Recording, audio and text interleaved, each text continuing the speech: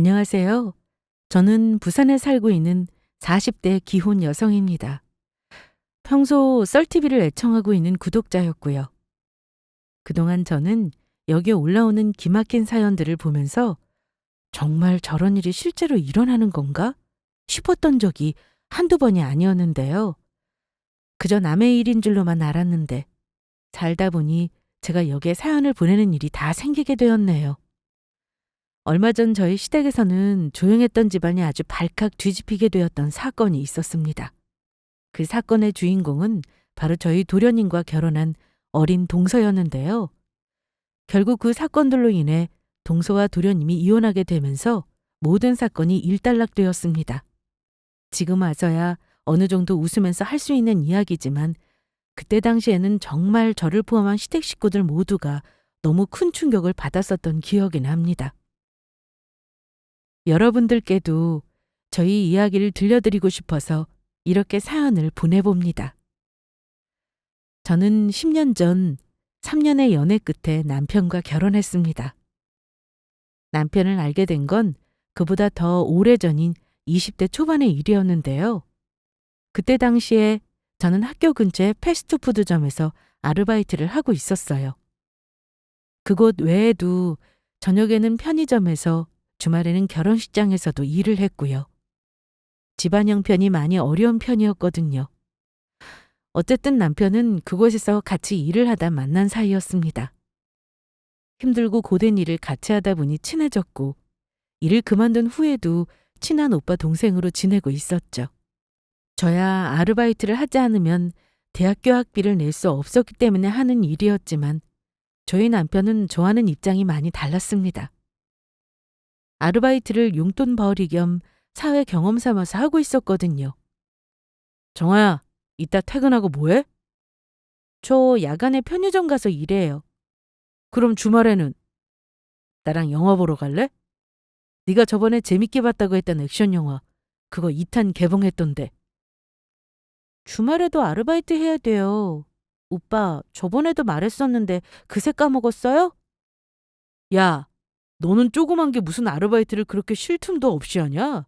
그러다가 병 나겠다. 저는 오빠처럼 학비 대줄 부모님이 계신 것도 아니고 생활비도 제가 벌어서 써야 해요.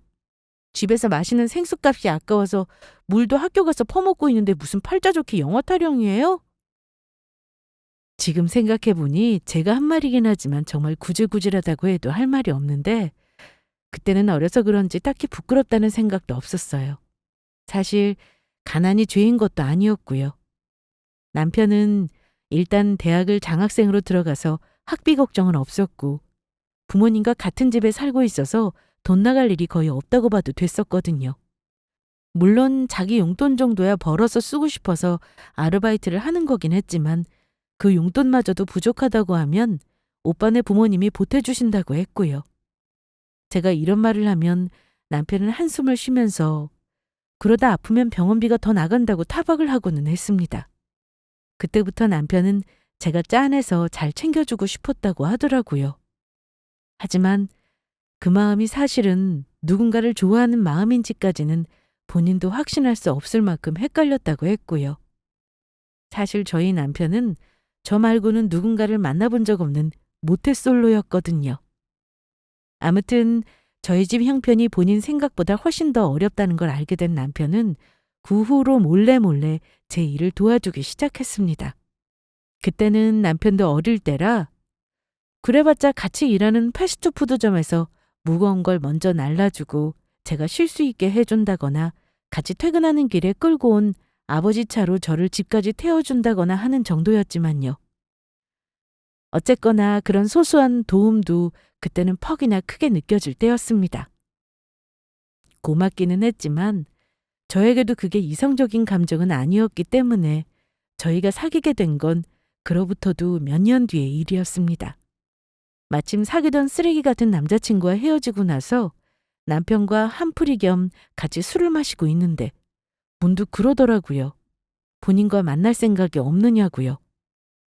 쓰레기 같은 놈들 그만 만나고 자기가 잘해줄 테니 자기한테 오라고 하더라고요. 저는 조금 고민하다가 바로 알겠다고 대답했습니다. 솔직히 조금 충동적인 결정이기는 했지만 오랫동안 알아왔던 남편의 성격을 생각하면 이만한 사람이 없겠다 싶었거든요. 적어도 저에게 상처는 주지 않을 사람이었죠. 눈 감으면 코 베어간다는 요즘 세상에 남편은 바보 같다 싶기도 할 정도로 착한 사람이었거든요. 연애를 시작하고 나서 저는 제 결정에 단 한 번도 후회한 적이 없었습니다. 모든 게 다 딱 저의 예상대로였어요. TV에 나오는 연예인 가족들처럼 거창하게 호강시켜주지는 못해도 매일 웃게 해줄 수는 있다는 말에 결혼도 결심했고요. 그리고 결혼을 하고 나서 더 좋았던 점은 다름 아닌 바로 남편의 부모님인 저의 시부모님이었습니다. 결혼을 하겠다고 인사를 드리러 갔을 때부터 두 분은 저에게 너무 잘해주셨어요. 앞으로 잘 부탁드린다는 제 말에 시부모님은 저를 품에 꼭 안아주시고는 오히려 모자란 우리 아들놈을 구제해줘서 우리가 더 고맙다 라고 말씀하시며 웃으셨죠. 신혼여행을 다녀온 후에 오자마자 물을 마시려고 냉장고를 열고는 정말 깜짝 놀랐습니다. 남편이 본가에서 나오면서 키우고 있던 고양이를 같이 데려왔는데 고양이 밥을 챙겨달라고 부탁을 드린 터라 집 비밀번호를 시부모님이 알고 계셨거든요. 냉장고 한가득 시부모님이 저희가 돌아오는 날짜에 맞춰 밑반찬을 만들어 채워놓으셨더라고요. 유리그릇에 예쁘게 담긴 반찬에는 뚜껑마다 일일이 붙인 종이에 쉽게 상해서 먼저 먹어야 할 반찬들과 데워 먹는 법, 간이 약할 때 추가로 넣을 양념의 종류와 양 등이 적혀 있었고요. 심지어 냉동실에도 시어머니가 직접 골라오신 고기들이 가지런히 채워져 있었습니다. 정작 제 친정 어머니는 신혼여행 다녀오느라 고생했겠구나. 이서방이랑 오늘은 푹 쉬어라 라는 문자 메시지 한 통이 다였는데 말입니다. 어머님, 냉장고에 뭘 이렇게 많이 해놓으셨어요? 안 힘드셨어요? 봤니? 힘들기가 뭐가 힘들어. 어차피 먹는 우리 반찬 만들면서 같이 한 건데. 너희 신혼여행 다녀오느라 음식 만들어 먹을 기운도 없을 텐데 너 고생하지 말고 그 시간에 낮잠이라도 더 자라고 좀 해놨다. 너무 감사해요, 어머님. 어떻게 아시고 또 제가 다 좋아하는 반찬만 해놓으셨네요? 저희 이거 다 먹고 살찔 것 같아요. 살찌면 보기 딱 좋지 뭘. 아가 너는 워낙 말라서 살 좀 쪄야 해. 안 그래도 너희 시아버지가 며느리 맛있는 것 좀 해먹이라고 난리도 아니었어. 아무튼 여름이라서 반찬 금방 상할 수 있으니까 부지런히 먹어라. 먹어보고 맛있는 거 있거들랑 전화 한 통 하면 내가 또 만들어주마. 위에 통화 내용만 들어도 아시겠지만 저희 시어머니는 이렇게 정이 많은 분이셨습니다. 아무래도 경상도 분이시라 말투는 조금 무뚝뚝하시기는 한데 막상 내용을 들어보면 살갑게 그지없으셨어요. 저는 그 뒤로도 시어머니께서 종종 보내주시는 반찬들을 먹으며 코끝이 찡해지고는 했습니다. 제가 7살이 되던 해 저희 아버지는 배를 타시다가 사고로 돌아가셨습니다. 당시에 제 밑으로는 3살짜리 남동생까지 하나 있었고요. 그 뒤로 혼자 남은 어머니는 어린 저희를 키우느라 쉴 틈이 없으셨어요. 그전까지는 가정주부로만 지냈던 어머니는 돈을 벌기 위해서 정말 안 해본 일이 없을 정도였습니다. 당연히 저와 남동생은 어머니와 나란히 앉아서 가족 간의 정을 쌓을 시간도 많이 없었어요. 보통의 가정에서는 평범하게 저녁을 먹고 TV를 보면서 과일 깎아 먹으며 다정하게 이야기를 나눌 시간마저도 저희에게는 사치였거든요. 어릴 때 제가 가장 많이 봤던 모습은 피곤한 몸을 이끌고 집으로 돌아온 어머니가 뒤돌아 누워 잠든 모습이었습니다. 다음 날 새벽이면 또 첫차를 타고 나가서 일을 하셔야 했으니까요. 머리가 크고 나서는 저도 틈만 나면 아르바이트를 하러 나가느라 그 모습마저도 볼 기회가 없었고요. 그래서 저에게는 항상 가족의 정이 그리웠던 것 같습니다. 제가 상상으로만 그리던 그 부모님의 정을 저는 시부모님을 통해서 느끼고 있었고요. 사랑하는 남편을 만나서 결혼을 했을 뿐인데 생각지도 못하게 시부모님까지 제게 이렇게 사랑을 주시니 너무 감사하고 행복할 따름이었죠. 제 주변의 친구들만 봐도 그렇고 시댁과 사이가 안 좋은 사람들은 시댁에 갈 일만 생기면 전날 밤부터 스트레스를 받는다는데 저에게는 그게 전부 다 남의 일이었습니다. 주말이면 가끔씩 시부모님을 모시고 같이 바람을 쐬러 나가서 맛있는 것도 먹고 카페에서 수다도 떨고 하는 게 소소한 행복이었고요. 저는 앞으로도 이런 사소한 행복들이 영원히 계속되기만을 빌었습니다. 하지만 세상 일이라는 게 다 제 마음대로 되는 게 아니더라고요.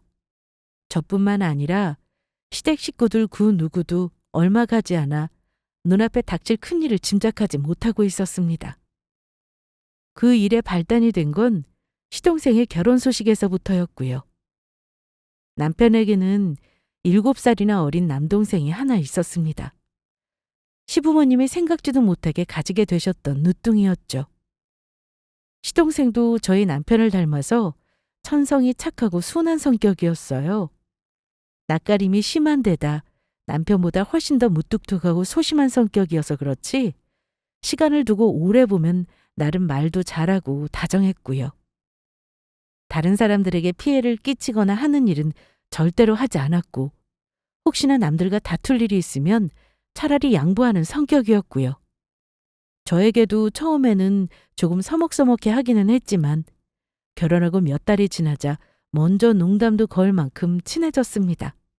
저와의 사이도 아무 문제가 없었죠. 시동생에게는 사실 오래 만났던 여자친구가 있었습니다. 무려 6년을 사귀었었다고 하더라고요. 그런데 어이없게도 그 여자친구의 바람으로 헤어지게 되었죠. 저희는 시동생이 받았을 충격을 걱정하며 눈앞에서 최대한 그 이야기를 언급하지 않으려고 눈치를 보고 있었습니다. 그런데 한 달쯤 뒤에 아는 선배의 주선으로 성과 비슷한 소개팅을 받았다더니 사귀게 되었다고 하더라고요. 그때까지만 해도 저희는 다행이다 싶었죠. 사람으로 받은 상처는 새로운 사람으로 잊는다는 말도 있으니까요. 조금 빠르게 연애를 하는 감이 없잖아 있기는 했지만 이쪽 잘못도 아니고 저쪽의 바람으로 헤어지게 된 거니까 문제될 건 사실 없다고 생각했어요. 그런데 이게 웬걸요. 몇 달 지나지 않아서 바로 그 아가씨와 결혼을 하겠다고 하는 겁니다. 당연히 그 소식을 들은 시댁 식구들 모두가 당황스러워했죠. 진혁이 너 서로 좋아하는 건 알겠는데 그래도 결혼은 너무 이른 거 아니야? 그 아가씨 만난 지 얼마나 됐다고. 그래, 아직 서로에 대해서 잘 알지도 못할 것 같은데 너무 짧게 만났잖아. 여자친구도 처음부터 빨리 결혼하고 싶다고 결혼 전제로 나왔던 거예요. 연애 오래 한다고 다 결혼하는 것도 아니고요. 아시잖아요.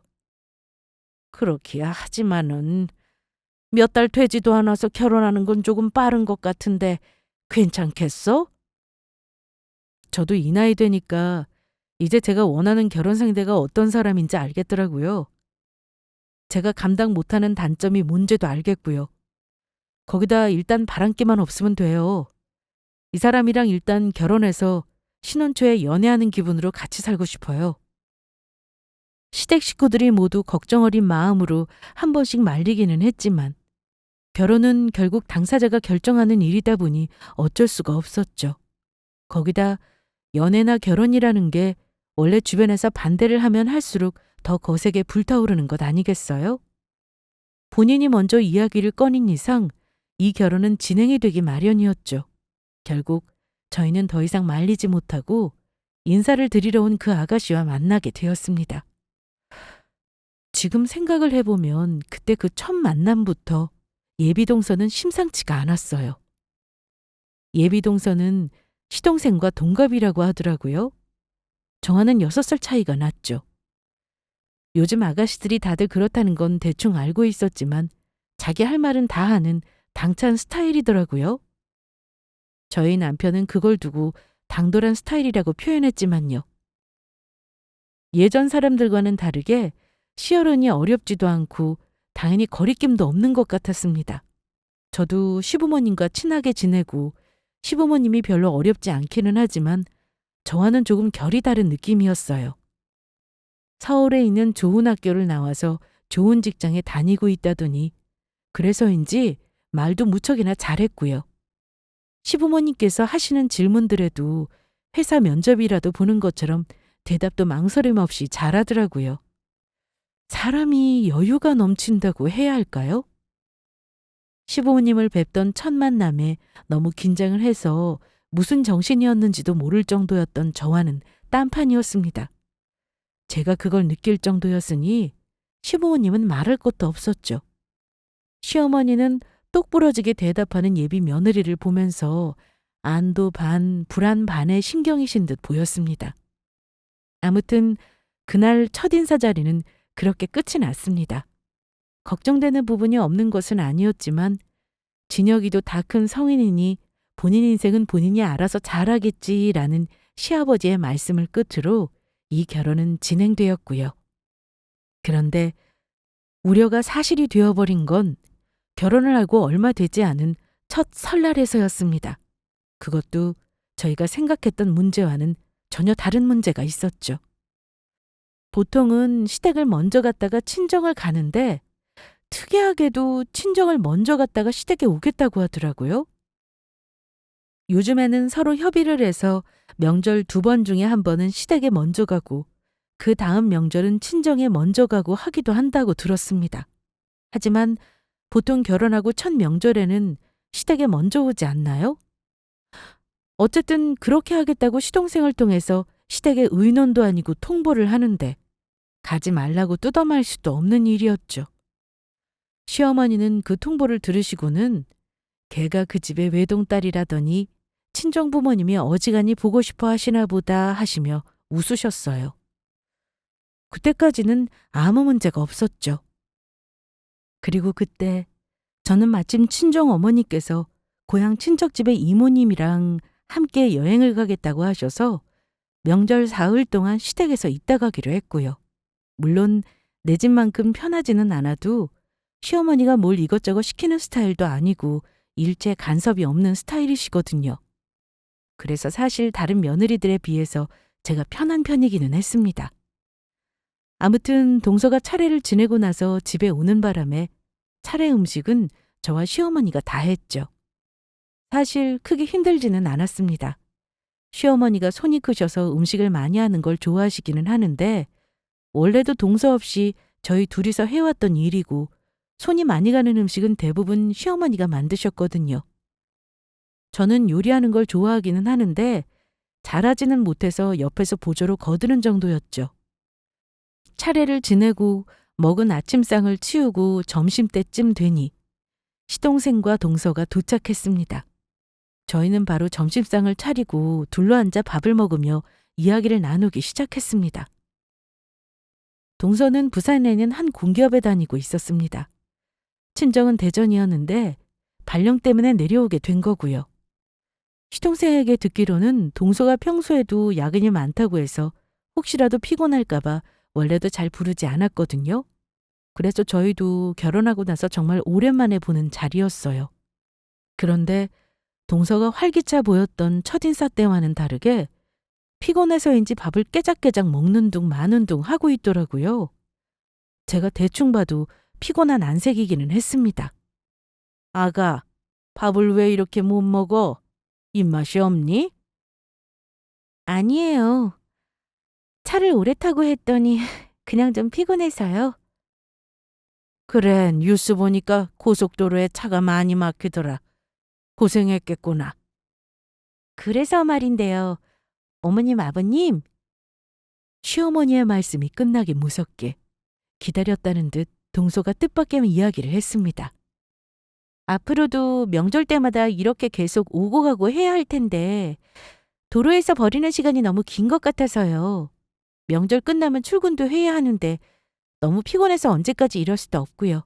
그래서 제가 이 사람이랑 의논을 했거든요. 의논이라니? 설날에는 시댁에 오고 추석 때는 친정에만 갈까 싶어서요. 명절을 쪼개서 왔다 갔다 하느라 힘든 것보다 차라리 사흘씩 몰아서 가는 게 낫지 않을까요?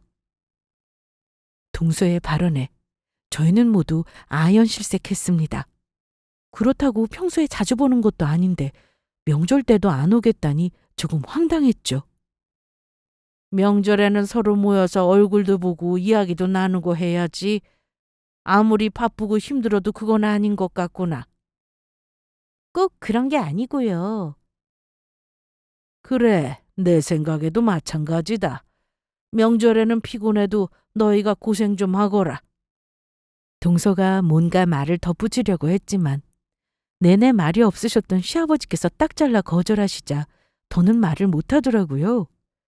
순식간에 밥상 분위기가 어색해진 건 당연한 일이었고요. 본인이 꺼낸 이야기가 원하는 대로 되지 않자 동서는 조금 뾰루통한 얼굴로 입을 다물고 있었습니다. 서로 의논을 했다는 말은 시동생도 그 말에 찬성을 했다는 거잖아요. 그래서인지 시어머니는 시동생을 어이가 없다는 얼굴로 쳐다보고 계셨죠. 시동생은 눈을 깔고 숟가락질만 묵묵히 하고 있었고요. 곧이어 남편이 농담을 던지며 어색한 분위기를 풀어보려고 애를 썼습니다. 저도 그 안타까운 노력에 맞장구를 쳐주면서 경직되었던 분위기는 조금씩 해소되기 시작했고요. 하지만 문제는 거기서 끝이 아니었습니다. 거기 나도 동서 오느라 피곤했을 텐데 방에 가서 좀 쉬어. 주연이 네가 설거지만 좀 하고 들어가라. 뒷정리는 놔두고.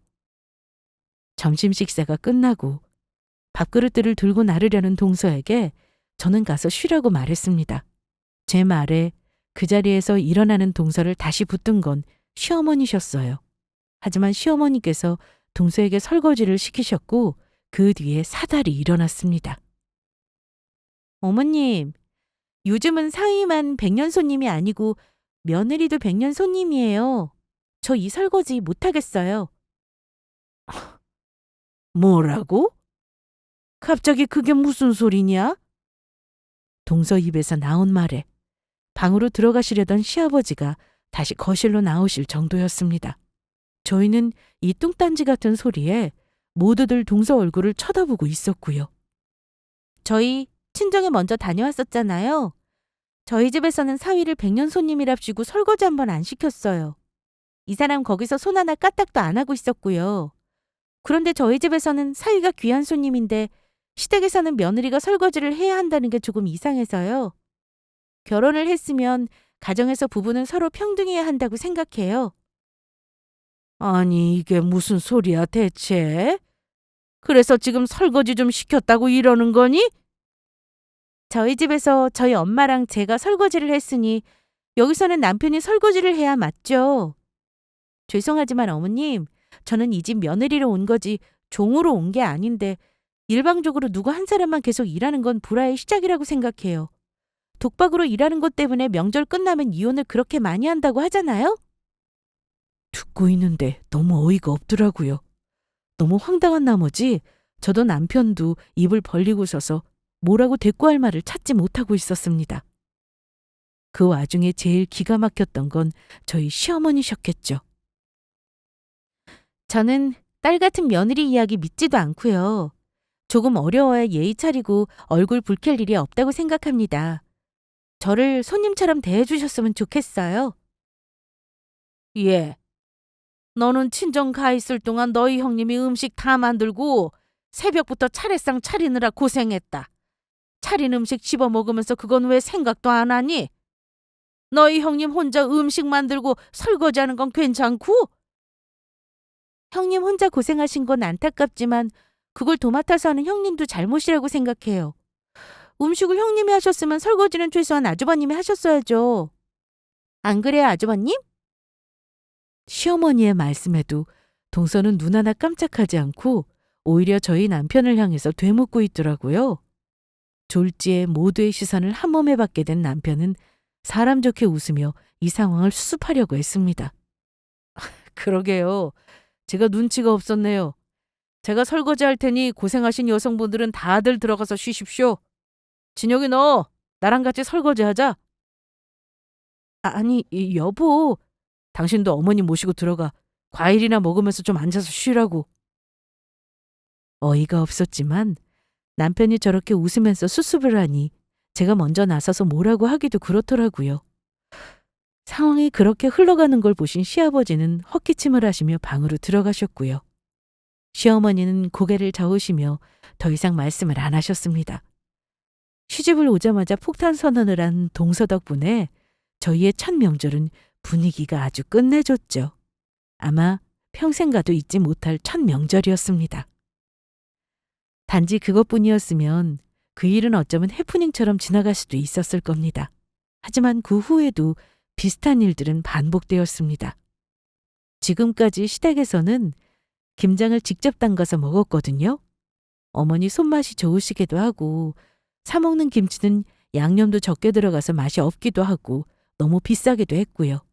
물론 김치 담글 때야 며칠 동안 근육통에 시달릴 만큼 엄청 고생이기는 하지만 일단 한 번만 만들어두면 두고두고 먹을 수 있었으니까요.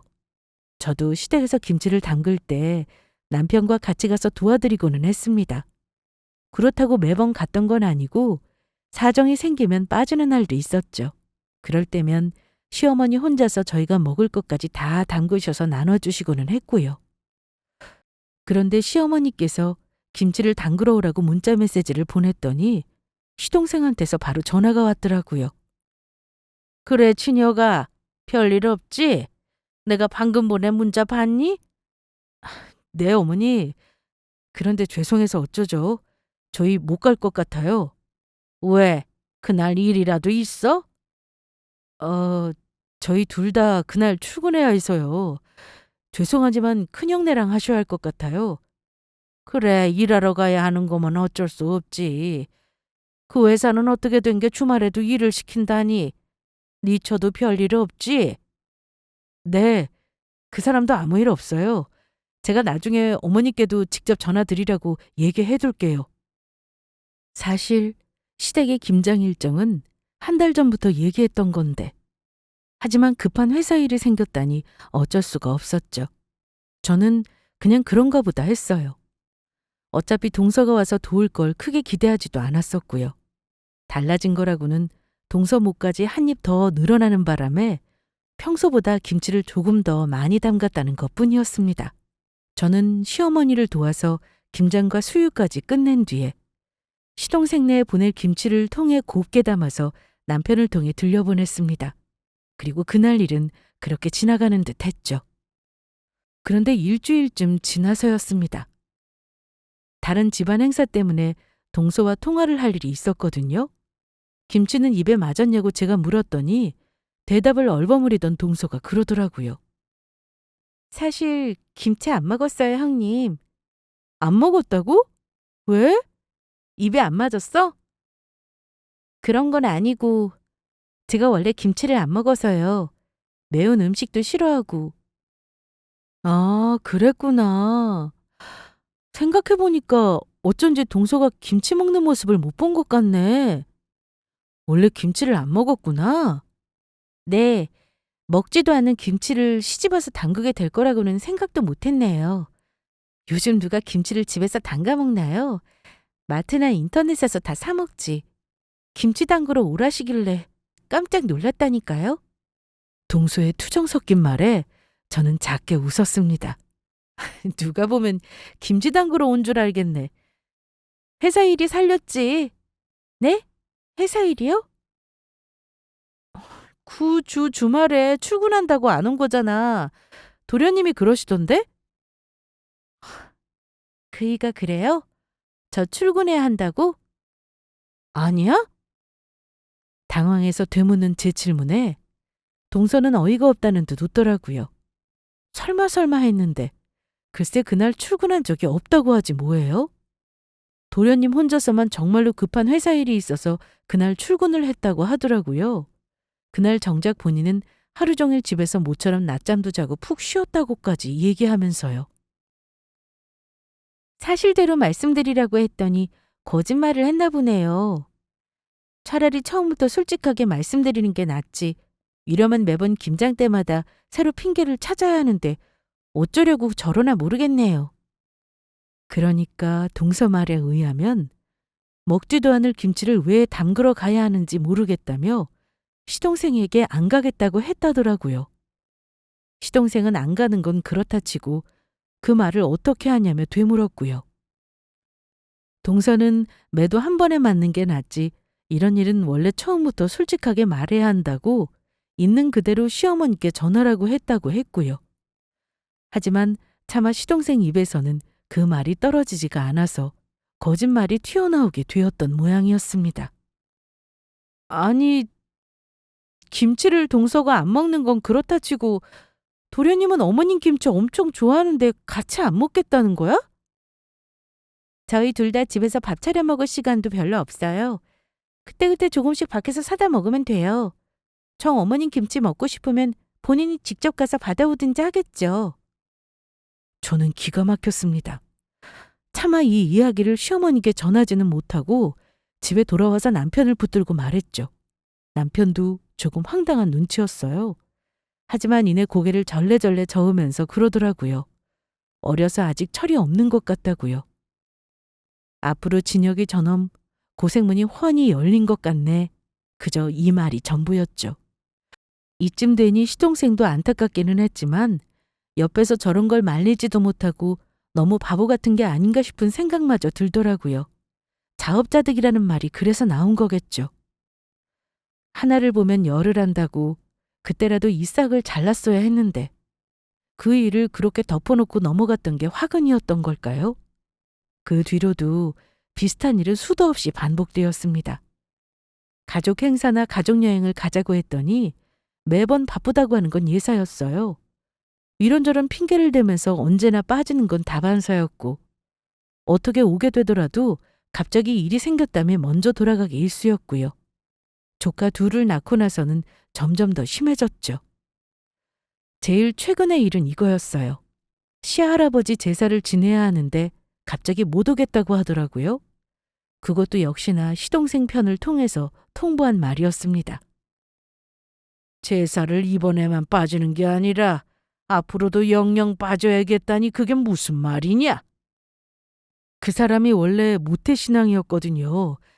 교회에서는 제사 음식 먹지도 않고 만들지도 않는 것 아시잖아요. 절도 안 하고. 교회 요즘은 안 다닌다고 하지 않았니?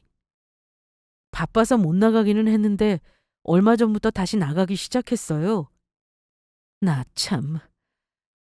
그래서 앞으로 쭉 안 오겠다는 거야? 죄송해요. 대신에 제가 열심히 올게요. 동서가 모태신앙이라는 이야기는 저희도 익히 들어서 알고 있었습니다. 하지만 결혼할 당시에만 해도 동서가 교회에 안 나간 지 벌써 20년도 넘었다고 들었었거든요. 동서의 친정 부모님은 매주 열심히 나가고 계시지 본인은 교회에 실망을 한 일이 있어서 안 나가게 되었다나 뭐라나요? 그리고 앞으로도 분명히 갈 일이 없을 거라고 저희 앞에서 못 박았었고요. 그런데 갑자기 안 나가던 교회를 나가기 시작했다는 겁니다. 그래서 제사에 아예 못 오게 되었다고요. 누가 봐도 동서가 다시 교회에 나가게 된 동기는 뻔했죠. 시부모님은 그 일로 적잖이 충격을 받으셨고 크게 실망하신 눈치셨습니다.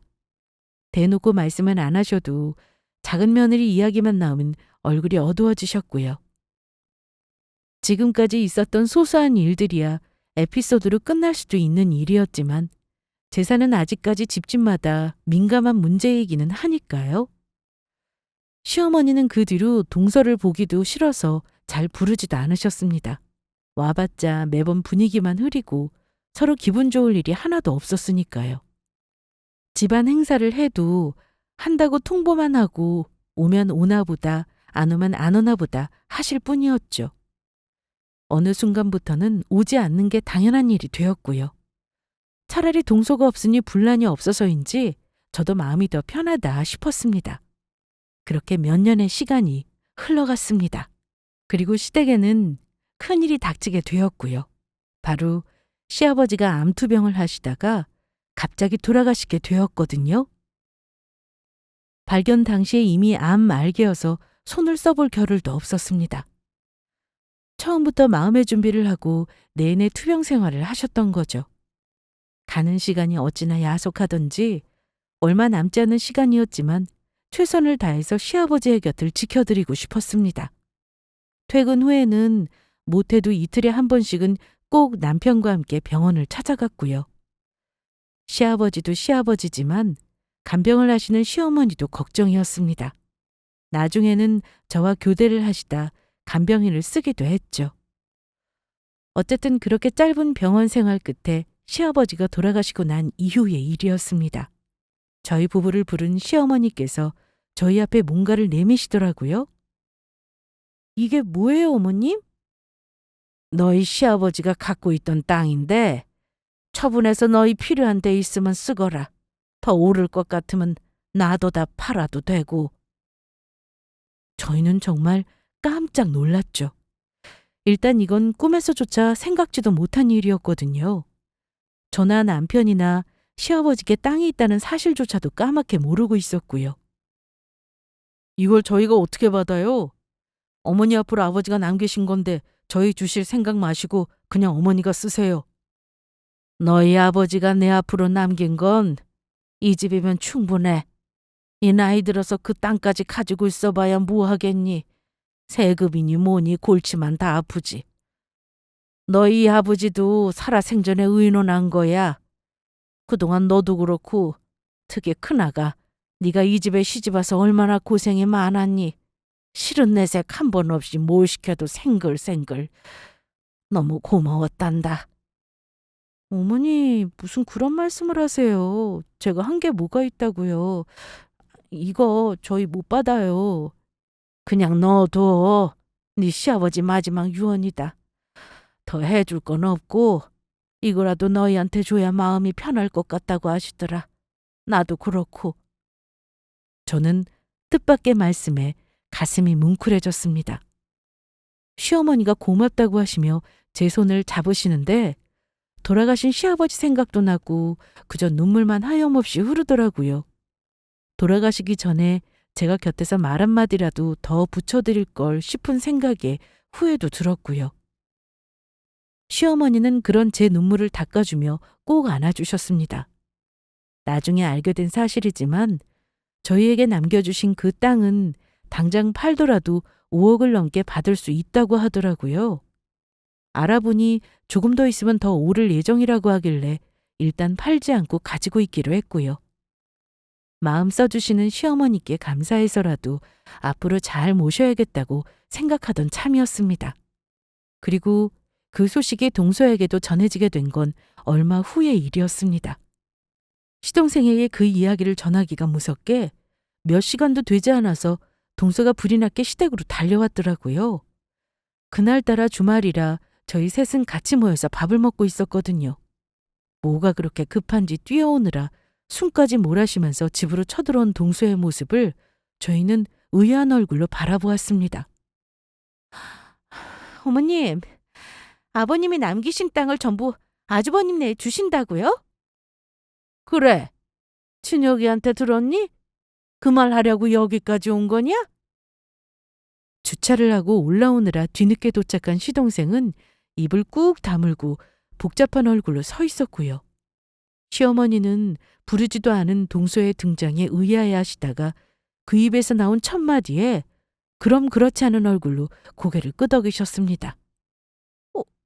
어떻게 그 땅을 전부 다 아주버님네에만 주실 수가 있어요? 너무하시는 거 아니에요? 그럼 저희는요? 같은 자식인데 저희한테 주실 건 없으신 거예요? 너희가 어떻게 같은 자식이냐? 네? 너희는 손님이잖니. 네가 처음부터 그랬잖니. 손님 대접해달라며.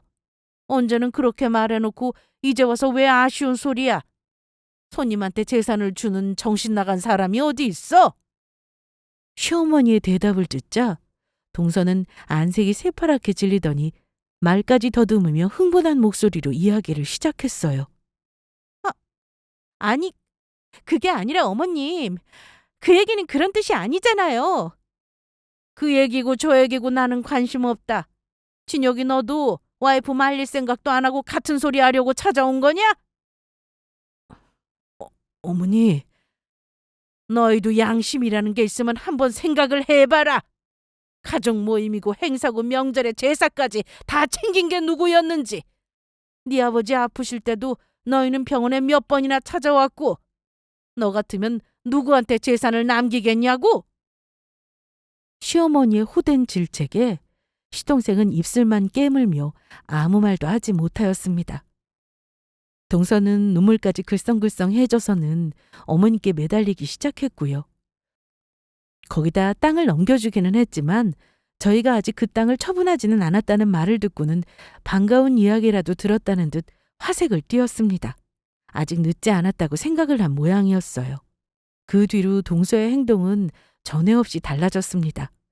부르지도 않은 제사며 가족 모임에 꼬박꼬박 참석하기도 하고 시어머니께서 좋아하시는 음식을 만들었다며 가지고 오기도 했고요. 예, 이거 가지고 돌아가거라. 여기 와서 나한테 이래봐야 아무 소용없다. 땅은 이미 너희 형님네한테 줬어. 어머님, 한 번만 다시 생각해 주세요. 네? 저희도 너무 힘들어요. 그이 회사도 요즘 어려워서 성과급도 잘 안 나오고요.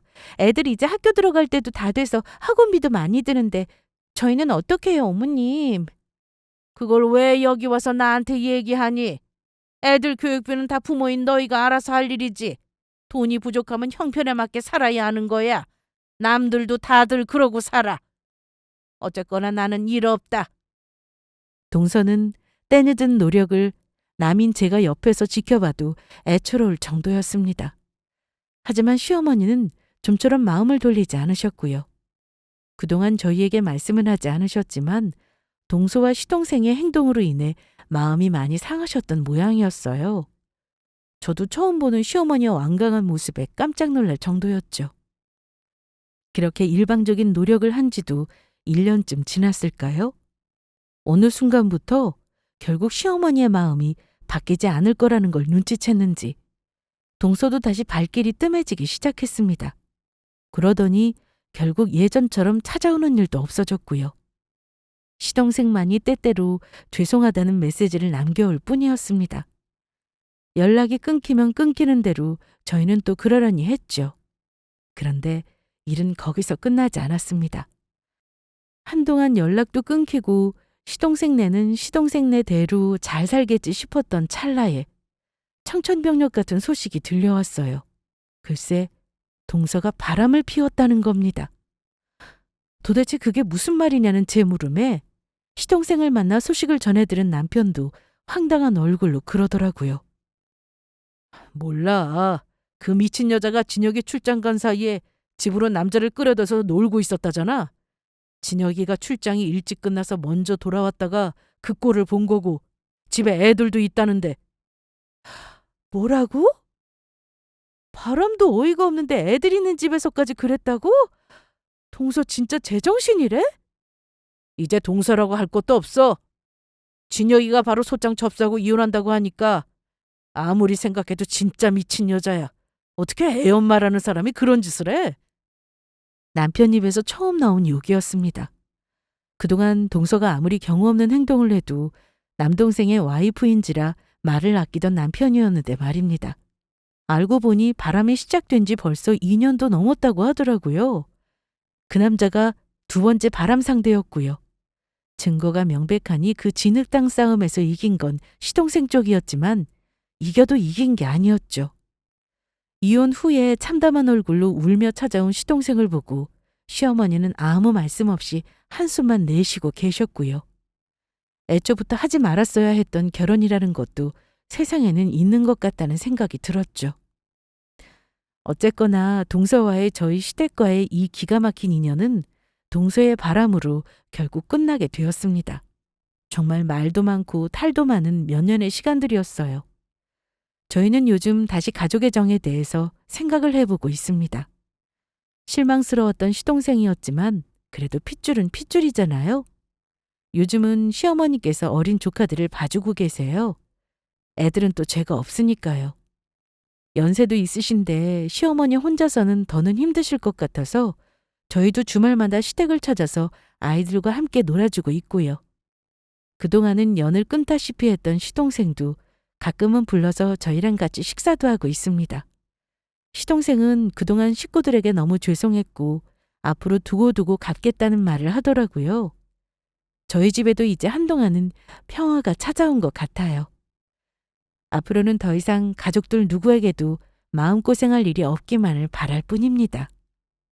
이 사연을 듣고 계시는 여러분들도 혹시나 저희와 비슷한 일을 겪고 계시다면 애초부터 이상한 싹은 자르는 게 맞다는 말씀을 드리고 싶네요.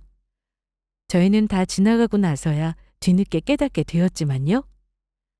지금까지 제 사연을 들어주셔서 감사합니다.